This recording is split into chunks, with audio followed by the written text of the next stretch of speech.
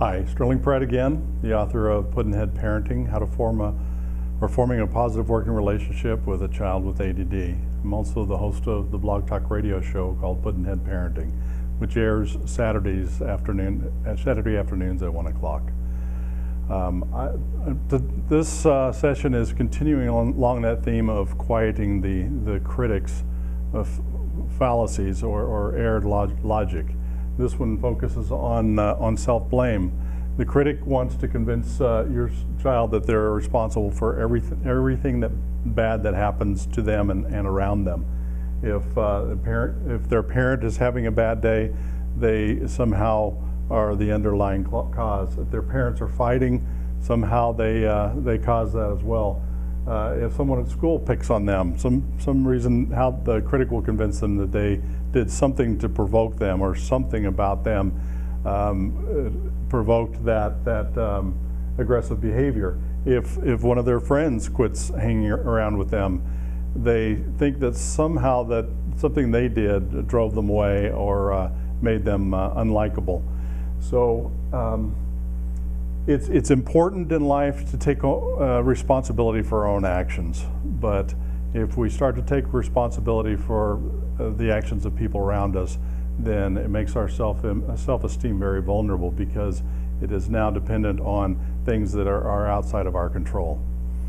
To see if self-blame is a part of their thinking, watch for these things. Incessant apologizing.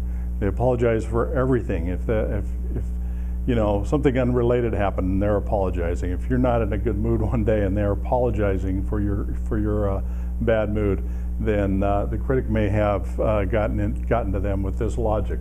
Over sympathizing. It's a good thing to empathize. It's not always that good to constantly be sympathizing with the other people around you, which means that you're taking on that feeling and that kind of burden of how they're feeling and reacting to life. And negative mind reading. If you say something and they fill in the blanks and it's always negative, they may be carrying this self-blame around and taking responsibility for things that they don't have responsibility for. To quiet the critic in this case, it's kind of a tough one, because we have to not give away our the responsibility for the things we do when we're trying to dump the blame, false blame for things that are happening around us. So we have to make sure and kind of weigh those things out. And many times in this world, I see people just not wanting to deal with blame at all. And so they've gone the whole other direction and just completely forfeited any responsibility for anything that they do. That obviously is not a healthy approach to life. One of the keys to getting past this false logic is just not mind read, right? We're really bad at it. None of us are too good at it at all. Kreskin, that ESP guru, I guess he could read minds, but most of us aren't at that level, and we don't do it well. To get past mind reading, here's the key: just ask, right? If we ask, it's something that I did bothering you or caused you to react this way, one of two things will happen. Either I'll find out that it was because of me, and I can just apologize and make a recompense, or I'll find out that it didn't have anything to do with me, and so I can just dump all that self-blame.